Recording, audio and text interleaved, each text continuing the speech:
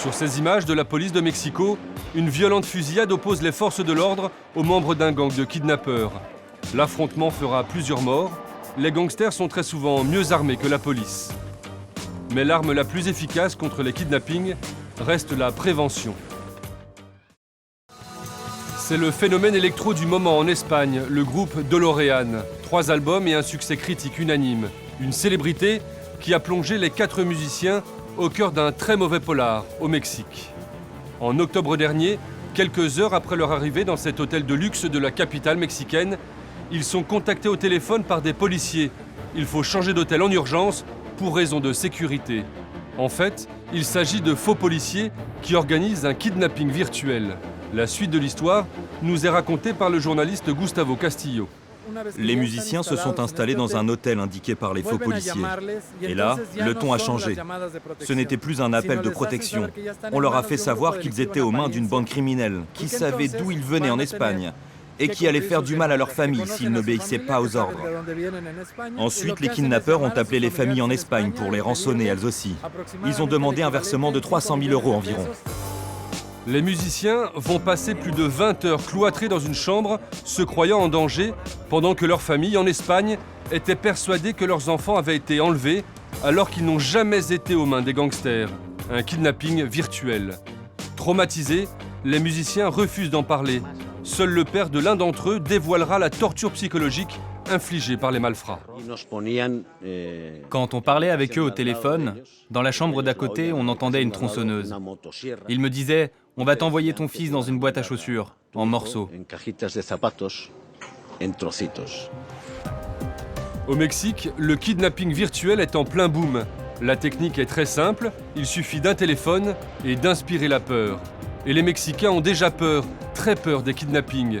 L'année dernière, selon une agence officielle du pays, il y a eu plus de 100 000 enlèvements, de vrais enlèvements qui se terminent souvent très mal. Voici José Luis Crespo, un homme d'affaires espagnol qui vit au Mexique depuis 20 ans. Son fils de 36 ans a été kidnappé l'année dernière. José Luis a passé plusieurs jours au téléphone à négocier avec les kidnappeurs, en vain. Moi, je leur ai dit que je n'avais pas le montant qu'ils exigeaient. Et ils m'ont dit que si je ne leur donnais pas l'argent, ils allaient tuer mon fils. Ils lui ont coupé une oreille et ils l'ont jeté devant ma porte. Ils m'ont dit au téléphone, « Va voir devant ta maison, il y a un petit cadeau pour toi. »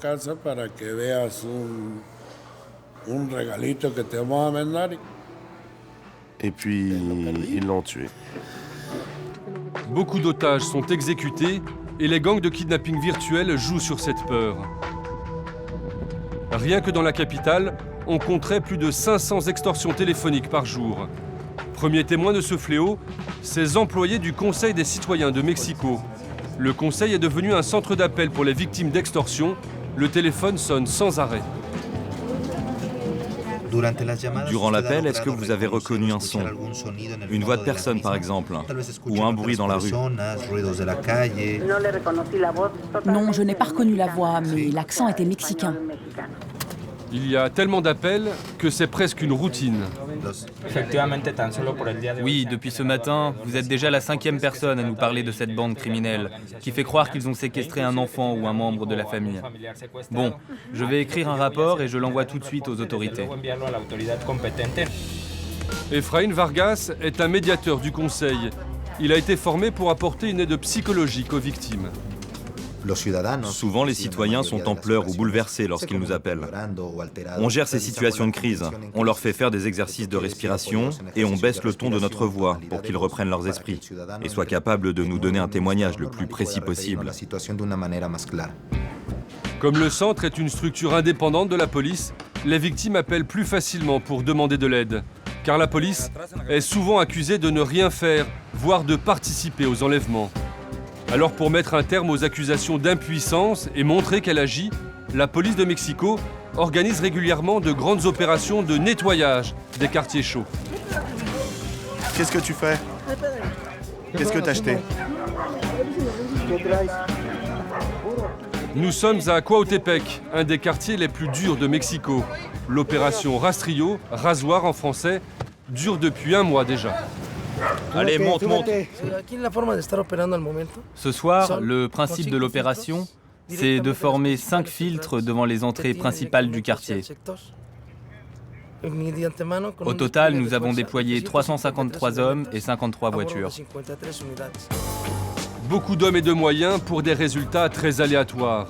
À Mexico, les gangs de kidnappeurs virtuels sont une armée de fantômes très bien organisée. Il faudrait des mois d'enquête, d'écoute téléphonique pour les localiser. Et les arrestations se finissent souvent en bain de sang.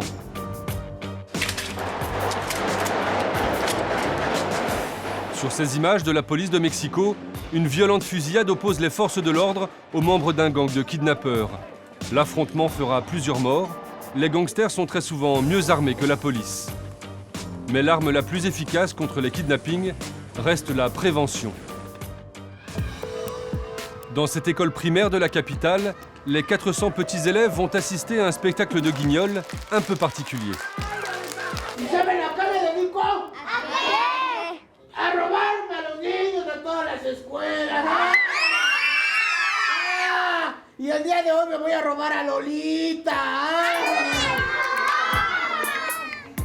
Pas de faux semblants, les policiers y vont cash. Dans ce pays écrasé par les narcotrafiquants, les enfants ont malheureusement l'habitude de la violence. Alors chaque mois, ces policiers un peu spéciaux organisent une centaine de formations dans les écoles de Mexico. Le but ? Créer les bons réflexes chez les enfants. Vous avez déjà entendu votre papa ou votre maman répondre au téléphone et la personne en ligne essaye de leur faire subir une extorsion?